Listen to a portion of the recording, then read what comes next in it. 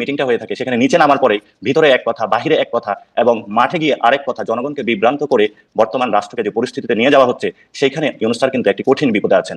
সেই ক্ষেত্রে আমাদের জন্য এটা আপনি একটু পরিষ্কার করবেন, মানে আপনারা যখন থাকেন তখন ডক্টর ইউনূস আপনাদের সাথে কথাবার্তা আপনাদের শক্তি বা সবকিছুকে ঠিকই বিবেচনা করেন, কিন্তু আপনারা যখন চলে আসেন তখন কারা বিভ্রান্ত করেন জনগণকে? দেখেন, এটা আমি খুবই স্পষ্ট করতে চাচ্ছিলাম।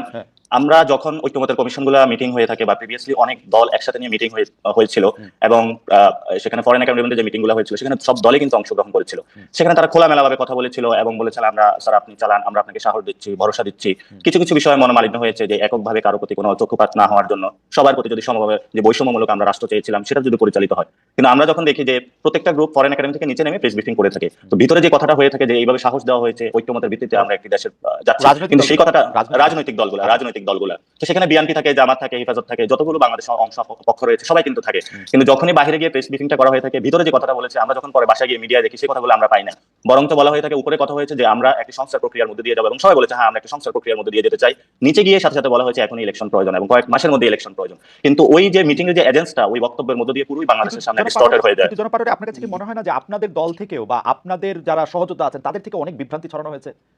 ধরেন আপনাদের একজন উপদেষ্টা তিনি বলেছেন যে এই সেনাপ্রধান আসিফ মাহমুদ সজীব ভাইয়া বলেছেন যে সেনাপ্রধান মানতে চান নাই ডক্টর ইউনূসকে। আপনি বলেছেন বিএনপি একটা বিভ্রান্তির রাজনীতি করে, জামাতের সাথে এই করেছে সে করেছে, মানে এগুলো তো আপনারাও বলেছেন জনাব পাটোয়ারি এবং খুব নিষ্ঠুরভাবে বলেছেন। জি, এখানে আমরা যে বিষয়টি স্পষ্ট করে দিয়েছি, রাষ্ট্রের বর্তমান একটা পরিস্থিতির মধ্যে দিয়ে চলছে। 5 আগস্টের পরে কিন্তু 5 থেকে 8 তারিখের মধ্যে সরকার ছিল না। সরকার যখন গঠন হলো এই সরকারকে আমরা 4 থেকে 5 মাস অথবা 1 বছর অথবা 2 বছর ঐক্যমতের ভিত্তিতে যে সময় দিয়ে থাকি ওই সময়টা কিন্তু এই ধরনের কথাবার্তা একদম বলা উচিত না, কারণ এই সময়টা সকলের সহযোগিতার ভিত্তিতে আশ্বাসে এই কাজটি করা উচিত। যদি কোনো কথাবার্তা থেকে সেখানে মির্জা সাহেব বলেন এবং অন্যান্যরা বলেন ডিরেক্টলি কিন্তু কমিউনিকেশন আছে, সেখানে গিয়ে বলতে পারে, যদি কোনো সংকট থেকে থাকে সেখানে আলোচনা করতে পারে। এমনিভাবে আসিফের ক্ষেত্রেও সেই একই বিষয়, ওনারা উপদেষ্টা পরিষদে আছে, ক্যাবিনেট মিটিং হয়, যদি কোনো সংকট থেকে থাকে সেখানে বলতে পারে।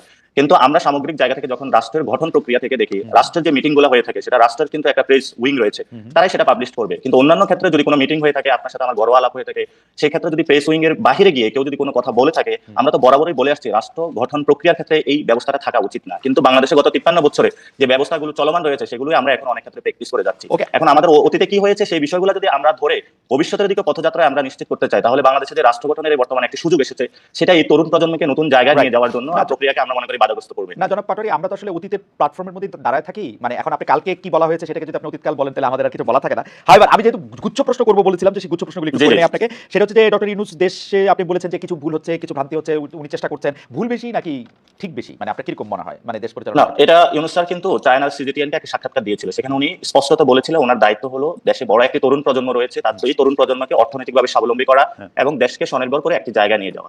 সেই জায়গাতে আমি মনে করি ওনার যে কাজের প্রগ্রেস গুলো এগুলো অনেক ক্ষেত্রে সন্তোষজনক, কিন্তু কিছু কিছু ক্ষেত্রে যে ইনস্টিটিউট গুলো পুলিশের এখনো ট্রাস্ট আসে না। ইউনূস স্যার যতই বলুক যে আইন শৃঙ্খলা উন্নতি করুন, পুলিশের যদি মাঠে ট্রাস্ট না আসে এবং সেই জায়গাতে যদি তারা কাজ না করতে পারে তাহলে কিন্তু হলো স্যার অর্ডার করবে কিন্তু কাজগুলো কিন্তু হবে না। এখন পুলিশ বাহিনীকে ঢেলে সাজানো হয়েছে, পুরো অবসরপ্রাপ্ত পুলিশ কর্মকর্তা তাদেরকে নিয়ে এসে গুরুত্বপূর্ণ জায়গায় বসানো হয়েছে। আওয়ামী পুলিশটা এখন একটাও নাই।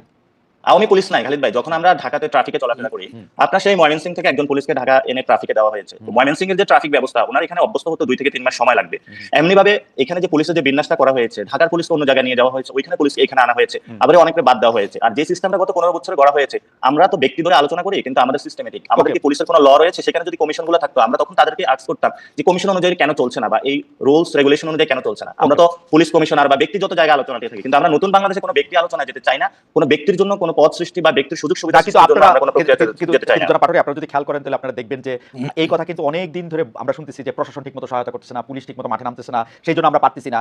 ডক্টর ইউনূস সাহেব পারছেন, এরকম কি দেখে আপনার মনে হয়েছে যে তরুণদের জন্য বিশাল কিছু করে দিয়ে গেছেন, সেটা একটু আমাদেরকে একটু বলবেন পরের পর্যায়ে। আমাদের একটু গুচ্ছ প্রশ্নগুলি একটু আমরা একটু করে রাখি। সেটা হচ্ছে যে আপনাদের দল ক্ষমতায় এলে কি ইউনূস সাহেবের চেয়ে, ধরেন আপনার দল যদি ক্ষমতায় আসে, কারণ আমি দেখতে পাচ্ছি যে এনসিপি অনেকগুলি ভালো ভালো কথা বলতেছে, যেই ভালো ভালো কথাগুলি আসলে ডিফেন্সিভ মনে হয়, অনেক সময় মনে হয় যে ক্ষমতায় যেহেতু যাবো না তাহলে কিছু ভালো কথা বলে রাখি। সেই হিসাবে আপনাকে একটু প্রশ্ন করতে চাই যে আপনাদের দল ক্ষমতায় যদি আসে তাহলে ডক্টর ইউনূসের চেয়ে ভালোভাবে দেশ চালাতে পারবেন কিনা?